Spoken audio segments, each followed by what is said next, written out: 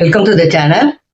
இப்போ நீங்க பார்க்க போறது வந்து மின்ஸ் மீட் பிரியாணி, கொந்தனக்கறி பிரியாணி. அதுக்கு இது வந்து மசாலா அரைக்க போறேன். இஞ்சி பூண்டு கொஞ்சமா, இஞ்சி பூண்டு கொஞ்சமா, வெங்காயம் தக்காளி, அப்புறம் வந்து பட்டை லவங்கம் 2 ஏலக்காய், கொஞ்சமா சோம்பு வச்சிருக்கேன். அது அவங்கவுங்க எவ்வளவு செய்றீங்களோ அதுக்கேற்ற மாதிரி மசாலா வச்சுக்கோங்க. இதுல இப்ப வந்து ஒரு 4 காஞ்ச மிளகா போட்டிருக்கேன்.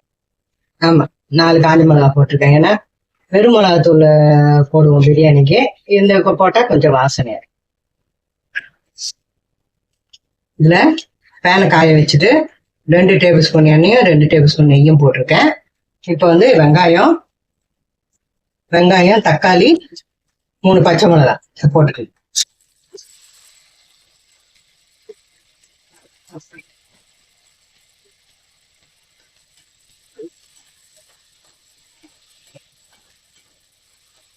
வதங்கட்டும்.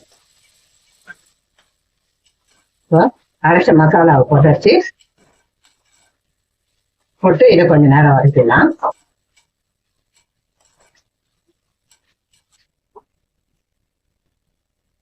கொஞ்சமா வெறும் மிளகாய், ஏன்னா காஞ்ச மிளகாய் ஏற்கனவே போட்டிருக்கோம், தாளிக்க ஒரு 3 பச்சை மிளகாய் போட்டிருக்கேன். அதனால வந்து மிளகாத்தூள், நான் வந்து மஞ்சத்தூள் வந்து கறியிலே போட்டு வேக வச்சு வச்சிருக்கேன். அதனால வந்து ஒரு 1/2 டீஸ்பூன்ல 3/4 டீஸ்பூன் வரைக்கும் தான் இருக்கும் இந்த மிளகாத்தூள். காஞ்ச மிளகாவும் இந்த தூளும் சேர்ந்து நல்ல ஃப்ளேவர் கொடுக்கும். சால்ட் போட்டுக்கலாம். அதுக்கப்புறம் பத்தலைன்னா இப்போ தண்ணி அருந்து ஊற்றிக்கலாம்.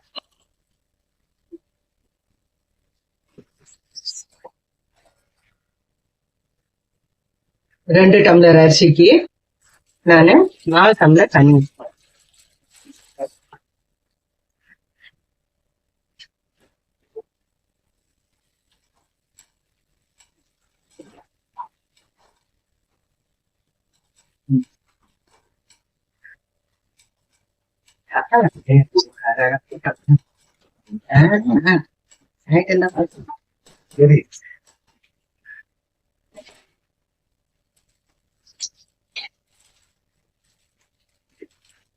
மசாலா கொஞ்சம் வதங்கட்டும்.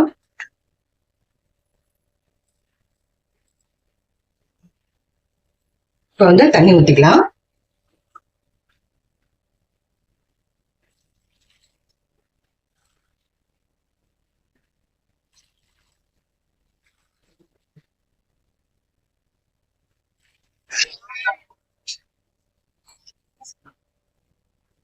இப்போ தண்ணி ஊற்றியாச்சு.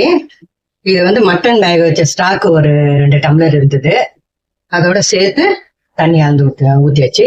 1 டம்ளர் அரிசிக்கு 2 டம்ளர் தண்ணின்னு ஊற்றிருக்கேன்.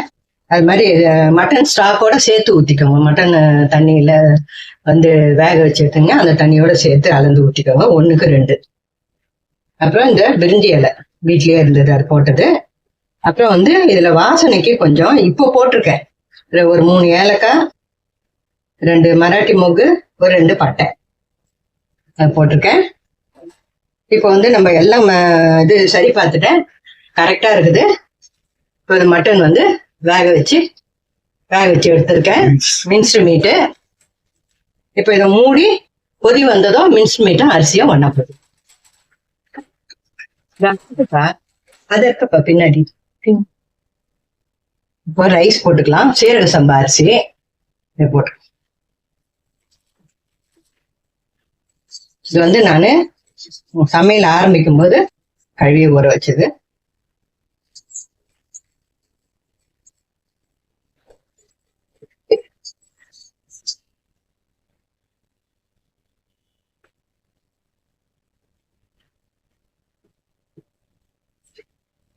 இப்போ வந்து இந்த மட்டனையும் போட்டுக்கலாம். கொத்துக்கறி ரொம்ப டேஸ்டியா இருக்கும் அந்த பிரியாணி. கொஞ்சம் கொத்தமல்லி, மஞ்சத்தூள், கொஞ்சம் உப்பு போட்டு வேக வச்சு எடுத்துட்டேன். இதை வந்து ரைஸோட போட்டாச்சு. இப்போ ஒரு தடவை நீங்க வந்து டெஸ்ட் பண்ணிடுங்க. டெஸ்ட் பண்ணிட்டு மூடி தம் போட்டு, அதுக்கப்புறம் அருமையான பிரியாணி ரெடி ஆயிடும். இது என்னோட ஸ்டைல் பிரியாணி. நீங்களே இதே மாதிரி செய்து பாருங்க.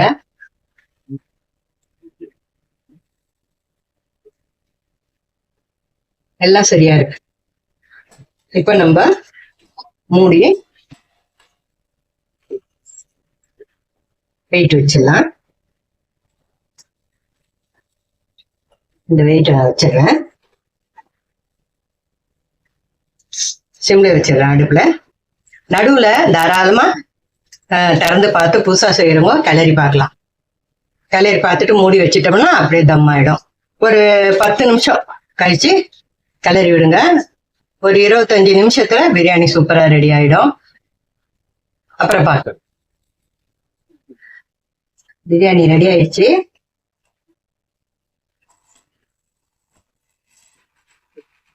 சூப்பரா வந்துருச்சு பாருங்க. நடுவுல நான் ஒரு 10 நிமிஷத்துக்கு முன்னாடி கிளறி விட்டேன். அருமையான பிரியாணி ரெடி. நான் ஸ்டவ் ஆஃப் பண்ணிட்டேன்.